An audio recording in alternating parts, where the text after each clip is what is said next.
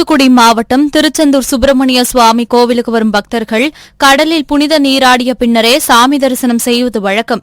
இந்நிலையில் நேற்று முன்தினம் கோவில் கடற்கரை பகுதியில் அரிய வகை ஜெல்லி மீன்கள் கரை ஒதுங்கியிருப்பதாக கோவில் கடற்கரை பாதுகாப்பு குழுவினர் கோவில் நிர்வாகத்திடம் தெரிவித்தனர்.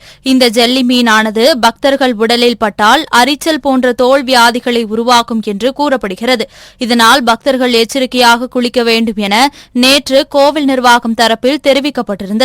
இந்நிலையில் இன்று தமிழகத்தில் பல்வேறு பகுதிகளில் இருந்தும் சுவாமி தரிசனம் செய்வதற்காக பக்தர்கள் கோவிலில் குவிந்த வண்ணம் இருந்தனர். இதனையடுத்து கோவில் நிர்வாகம் சார்பில் பக்தர்கள் கடலில் குளிக்க தடை விதிக்கப்பட்டது. தொடர்ந்து காவல்துறையினர் ஒலிபெருக்கி மூலம் எச்சரிக்கை அறிவிப்பு செய்ததுடன் கடற்கரையில் உள்ள பக்தர்களை அப்புறப்படுத்தினர். நான் பெங்களூர்ல இருந்து வந்திருக்கேன். திருச்செந்தூர் முருகன் கோயிலுக்கு வந்திருக்கோம். இங்கே வந்து குளிச்சுட்டு தான் சாமி கும்பிடணுன்ட்டு எங்கள் பெரியவங்க எல்லாம் சொல்லுவாங்க. அதுக்கு தான் நாங்கள் வந்து ரொம்ப ஆசையாக வந்து குளிச்சுட்டு இங்கே சாமி கும்பிடுவோம். அதுதான் பழக்கம், அதுதான் ஒரு சாமி கும்பிட்றதுக்கு ஒரு கரெக்டாக இருக்கும்ன்ட்டு சொல்லுவாங்க. அதுக்காக வந்தோம். இங்கே பார்த்தா ஏதோ ஜெல்லி ஃபிஷ்ஷு, நீங்கள் குளிக்கக்கூடாது, நீங்கள் குளிக்கக்கூடாது, ரொம்ப கஷ்டமாக இருக்குது, நீங்கள் போங்கன்ட்டு மனசுக்கு ரொம்ப கஷ்டமாக இருக்குது. அது நீங்கள் இந்த கோயில் ஸ்டாஃபு, இந்த கடல் இருக்க ஸ்டாஃபு எல்லாருமே அது என்ன உடனே ஆக்ஷன் எடுத்து அது என்னன்ட்டு அதை முதல்ல பாருங்கள். ரொம்ப கஷ்டமாக இருக்குது. முருகனுக்கு சாமி கும்பிட்றதுக்கு குளிச்சுட்டு நான் சாமி கும்பிடலான்னு பார்த்தா இங்கே விட மாட்டேன்றாங்க. எங்களுக்கு ரொம்ப மனசு கஷ்டமாக இருக்குது. பெங்களூர்லேருந்து வந்து பிரயோஜனம் இல்லாமல் ஆக போகுதுன்ட்டு எங்களுக்கு மனசில் தோணுது. நிறைய பேர் வந்து அதுதான் பேசிட்டு போகிறாங்க. அதுக்காக ஏமாத்து மாதிரின்ட்டு எல்லாமே பேசிட்டு போகிறாங்க மக்கள் எல்லாம். அதுக்காக உடனே ஆக்ஷன் எடுக்கணுன்ட்டு நான் வந்து கேட்டுக்கிறேன். தருமபுரி மாவட்டம் வேடக்கட்டு மடவு ஊராட்சி மேல் செங்கப்பாடி பேருந்து நிறுத்தத்திற்கு அருகே உள்ள ஒகேனக்கல் கூட்டு குடிநீர் குழாய் உடைந்து பல லட்சம் லிட்டர் காவிரி நீர் சாலையில் பெருக்கெடுத்து ஓடியது. ஏற்கனவே தருமபுரியிலிருந்து திருவண்ணாமலை வரைக்கும் 4 வழி சாலை அமைக்கும் பணிகளுக்காக பல இடங்களில் குழி தோண்டப்பட்டு ஒரு வழி சாலையாக இருந்து வருகிறது. இதனால் வாகன ஓட்டிகள் பெரும் சிரமம் அடைந்து வரும் நிலையில் குழாய் உடைந்ததால் நீர் முழுவதும் சாலையில் தேங்கி சேரும் சகதியுமாக மாறி வரும் நிலையில் வாகன ஓட்டிகள் மேலும் அவதிப்படுகின்றனர்.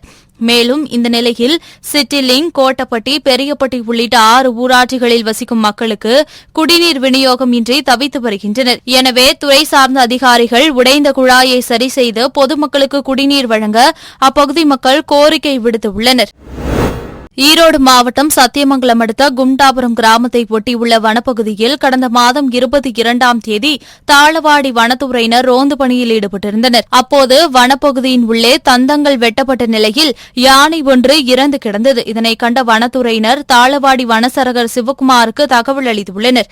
அதன் பேரில் சம்பவ இடத்திற்கு வந்த வனச்சரகர் சிவக்குமார் யானையின் உடலை கைப்பற்றி இந்த சம்பவம் குறித்து வழக்கு பதிவு செய்து விசாரணை மேற்கொண்டு வந்தனர். இந்நிலையில் யானையை வேட்டையாடி தந்தத்தை வெட்டி சென்ற கர்நாடக மாநிலம் எத்தேகவுடன் தொட்டியைச் சேர்ந்த பொம்மன் என்பவரை தாளவாடி வனத்துறையினர் கைது செய்துள்ளனர். பின்னர் அவரிடம் இருந்த யானை தந்தத்தை கைப்பற்றி அவர் மீது வழக்கு பதிவு செய்து நீதிமன்ற காவலுக்கு அனுப்பி வைத்தனர். மேலும் இதற்கு உறுதுணையாக இருந்த சில குற்றவாளிகளையும் தாளவாடி வனத்துறையினர் தேடி வருகின்றனர். திருச்சி மாவட்டம் முசிறி அடுத்துள்ள நாச்சியாபுதூர் கிராமத்தைச் சேர்ந்தவர் முருகேசன். இவருடைய மகன் சத்யராஜிற்கும் துறையூர் அருகே உள்ள சொக்கநாதபுரத்தைச் சேர்ந்த பெண்ணுக்கும் திருமணம் நடைபெறவுள்ளது. இதற்காக முருகேசன் தனது உறவினர்களுடன் பெண் அழைப்பு நிகழ்ச்சிக்கு தனியார் பேருந்து ஒன்றில் நாச்சியாபுதூர் கிராமத்திலிருந்து கெம்பியம்பட்டி நோக்கி சென்று கொண்டிருந்தார். அப்போது பேருந்து துறையூர் அருகே உள்ள கெம்பியம்பட்டி அருகே சென்றபொழுது ஓட்டுநரின் கட்டுப்பாட்டை இழந்து பேருந்து நிலை தடுமாறி சாலையோரம் இருந்த 10 அடி பள்ளத்தில் கவிழ்ந்து விபத்துக்குள்ளானது. இதில் பேருந்தில் பயணித்த ஆண் மற்றும் பெண் என 15க்கும் மேற்பட்டோர் காயமடைந்தனர். உடனடியாக தகவல் அறிந்து சம்பவ இடத்திற்கு சென்ற துறையூர் தீயணைப்புத்துறையினர் காயமடைந்த நபர்களை மீட்டு ஆம்புலன்ஸ் மூலம் துறையூர் அரசு மருத்துவமனைக்கு அனுப்பி வைத்தனர். மேலும் விபத்து குறித்து ஜம்புநாதபுரம் காவல்துறையினர் வழக்கு பதிவு செய்து விசாரணை மேற்கொண்டு வருகின்றனர். கிருஷ்ணகிரி மாவட்டம் குட்டப்பநாயக்கனூர் கிராமத்தைச் சேர்ந்தவர் சந்தான பாண்டியன். இவர் தனது தாயார் பூங்கொடியுடன் தபால்மேடு பகுதியில் உள்ள சகோதரி வீட்டு நிகழ்ச்சிக்கு இருசக்கர வாகனத்தில் சென்றுவிட்டு மீண்டும் திரும்பிக் கொண்டிருந்தார்.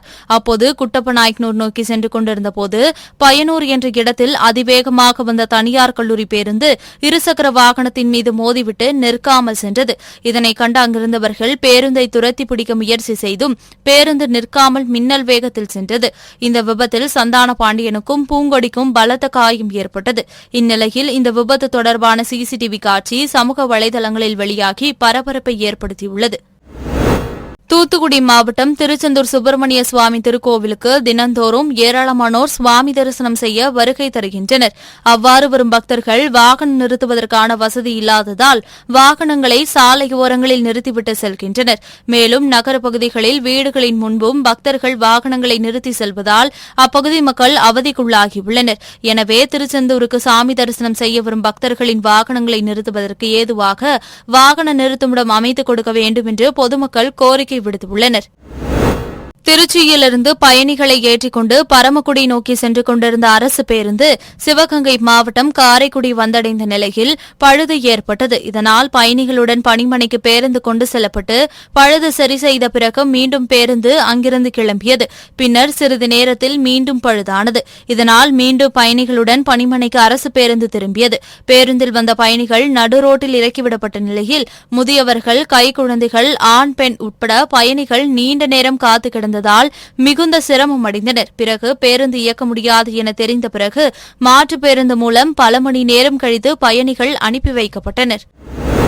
செங்கல்பட்டு மாவட்டம் திருப்போரூர் பகுதியில் அமைந்துள்ள அருள்மிகு கந்தசாமி கோவிலில் இன்று சுப முகூர்த்த நாளை ஒட்டி 40க்கும் மேற்பட்ட புதிய ஜோடிகளுக்கு திருமணங்கள் நடைபெற்றது. அதேபோன்று குழந்தைகளுக்கு மொட்டையடித்து காது குத்தும் நிகழ்வு, குழந்தை பாக்கியம் பெற்ற பெற்றோர்கள் முருகப்பெருமானின் வேண்டுதலை நிறைவேற்றும் விதமாக மொட்டையடித்து தேங்காய் உடைத்து வேண்டுதல் உள்ளிட்ட பல்வேறு நிகழ்வுகளால் கோவில் உள்மண்டபம் நிரம்பி வழிந்தது. அதேபோல் முருகன் கோவில் சுற்றியுள்ள அனைத்து திருமண மண்டபங்களிலும் அதிக அளவில் திருமணங்கள் நடைபெற்றதால் OMR சாலையில் கடும் போக்குவரத்து நெரிசல் ஏற்பட்டது. தூத்துக்குடி மாவட்டம் கோவில்பட்டியில் உள்ள தனியார் பள்ளியில் இன்டர்நேஷனல் சிலம்பு மாட்ட சாலை சார்பில் மாவட்ட சிலம்பம் வீரர் வீராங்கனைகளுக்கு 3ஆம் ஆண்டு கச்சை கட்டும் விழா சிலம்பாட்ட பயிற்சியாளர் சோலை நாராயணசாமி தலைமையில் நடைபெற்றது.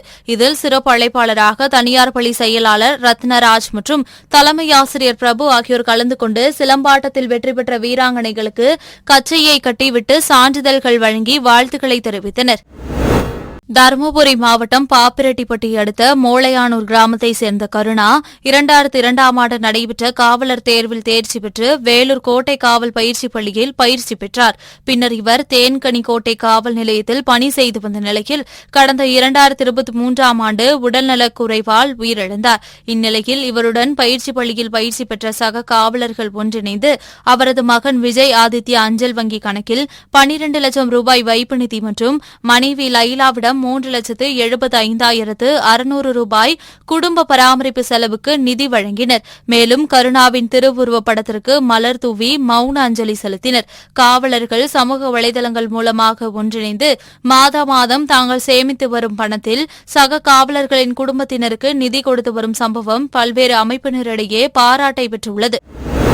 தூத்துக்குடி மாவட்டம் நரிப்பையூர் பகுதியை ஒட்டிய கடற்கரை பகுதியில் திமிங்கலம் ஒன்று கரை ஒதுங்கியது.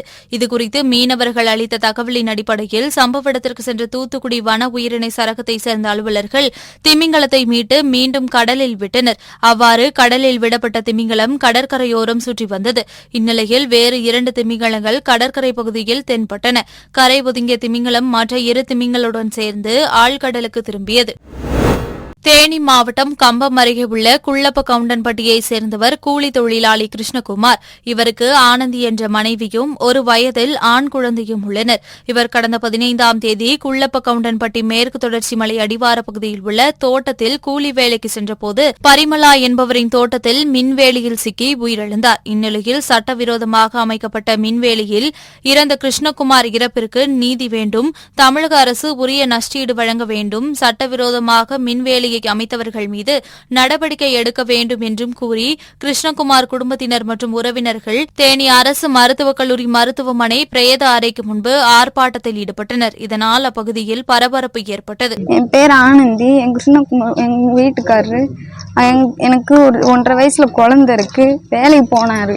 வேலைக்கு போன இடத்துல தண்ணி மொக்க போறப்ப அந்த வேலியில மின்சாரம் எப்படி வந்துச்சுன்னு தெரியல. ஆனா மின்சாரம் கையில பட்டு இறந்துட்டாரு. எனக்கு நீதி வேணும். என் புருஷன் சாவுக்கு எனக்கு நீதி வேணும். நானும் என் பிள்ளையும் இப்ப நடு தெருவில் நிற்கிறோம். என் புருஷன் சாவுக்கு எனக்கு நீதி வேணும். அவனை கைது பண்ணாதான் என் புருஷனை நான் கையில வாங்குவேன். இல்லைன்னா நான் எதுவுமே பண்ண மாட்டேன். சென்னை கொருக்குப்பேட்டை கிடங்கிலிருந்து கோதுமை ஏற்றிக்கொண்டு தமிழ்நாடு நுகர்பொருள் வாணிப கழகத்தின் ஒப்பந்த லாரி பெரம்பூர் ஏஏ சாலையில் சென்று கொண்டிருந்தது. அப்போது சாலையில் சென்னை மாநகராட்சி பணிக்காக தோண்டி மூடப்பட்ட பகுதியில் லாரியின் சக்கரம் சிக்கி கவிழ்ந்து விபத்துக்குள்ளானது. இதனையடுத்து சம்பவ இடத்திற்கு விரைந்து வந்த போக்குவரத்து காவல்துறையினர் போக்குவரத்தை சீர் செய்து பல மணி நேரம் போராடி கிரேன் மூலம் லாரியை அப்புறப்படுத்தினர். இதனால் அப்பகுதியில் பல மணி நேரம் போக்குவரத்து பாதிப்பு ஏற்பட்டது. திருச்சி சர்வதேச விமான நிலையத்திலிருந்து மலேசியா செல்ல வந்த பயணிகளின் ஆவணங்கள் மற்றும் பாஸ்போர்ட்டை அதிகாரிகள் சோதனை செய்தனர். அப்போது ராமநாதபுரம் மாவட்டத்தைச் சேர்ந்த மாரியப்பன், அப்துல் ரஹீம், அரபி முகமது ஆகியோரது பாஸ்போர்ட்டில் சந்தேகம் ஏற்பட்டதால் அதிகாரிகள் அவர்களிடம் விசாரணை மேற்கொண்டனர். அதில் அவர்களது பாஸ்போர்ட்டுகள் போலியானது என தெரியவந்தது. இதேபோல் சிங்கப்பூர் செல்ல இருந்த பயணிகளின் பாஸ்போர்ட்டை அதிகாரிகள் சோதனை மேற்கொண்டபோது புதுக்கோட்டை மாவட்டத்தைச் சேர்ந்த ஆரோக்கியசாமி, போஸ், உத்திரபசு ஆகியோரது பாஸ்போர்ட் போலியானது என தெரியவந்தது. மேலும் கோலாலம்பூரிலிருந்து திருச்சி வந்த திருச்சி பீமநகர் ஈபரோடு பகுதியைச் சேர்ந்த சாகுல் அமீத், புதுக்கோட்டை மாவட்டத்தைச் சேர்ந்த முகமது ராவத்தர் பாஸ்போர்ட் போலியானது என கண்டறியப்பட்டது. இதனையடுத்து இவர்கள் 8 பேரும் திருச்சி விமான நிலைய காவல்துறையினரிடம் ஒப்படைக்கப்பட்டனர்.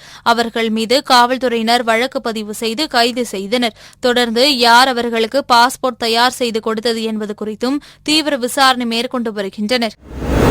சேலம் கண்ணங்குறிச்சி பகுதியில் செயல்படும் வீர சிலம்பொலி கலைக்கூடம் சார்பில் சிலம்பக்கலை கற்றுவரும் மாணவர்கள் நோபல் வேர்ல்ட் ரெக்கார்ட் அமைப்பின் மூலம் 250 பேர் 120 நிமிடங்களில் 120 சுற்றுகள் சிலம்பம் சுற்றி புதிய உலக சாதனையை நிகழ்த்தினர். இதற்காக கண்ணங்குறிச்சி பகுதியில் காலை 7:15 மணி அளவில் உலக சாதனை நிகழ்ச்சி துவக்கப்பட்டு 8:50 மணி அளவில் உலக சாதனை நிகழ்த்தப்பட்டது. தலைமை ஆசான் முருகேசன் தலைமையில் நடைபெற்ற இந்நிகழ்ச்சியில் மாநகர துணை ஆணையாளர் பாபு, கண்ணங்குறிச்சி காவல் ஆய்வாளர் செல்வராஜ் ஆகியோர் சிறப்பு விருந்தினராக கலந்து கொண்டனர்.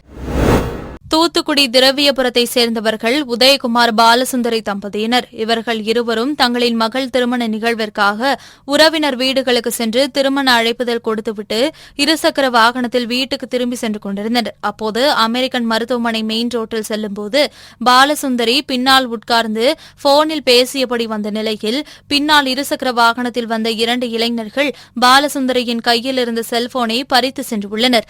இதுகுறித்து அவர்கள் அளித்த புகாரின் பேரில் வடபாக்கம் போலீசார் வழக்கு பதிவு செய்து அப்பகுதியில் உள்ள சிசிடிவி கேமரா காட்சிகளை கைப்பற்றி விசாரணை நடத்தினர். அதில் தூத்துக்குடி பிஎன்டி காலனி பகுதியைச் சேர்ந்த மதன், ஸ்வீடன் ரீஜோ ஆகிய 2 பேர் இச்சம்பவத்தில் ஈடுபட்டது தெரியவந்ததைத் தொடர்ந்து இருவரையும் கைது செய்து அவர்களிடம் இருந்த செல்போனை போலீசார் பறிமுதல் செய்தனர்.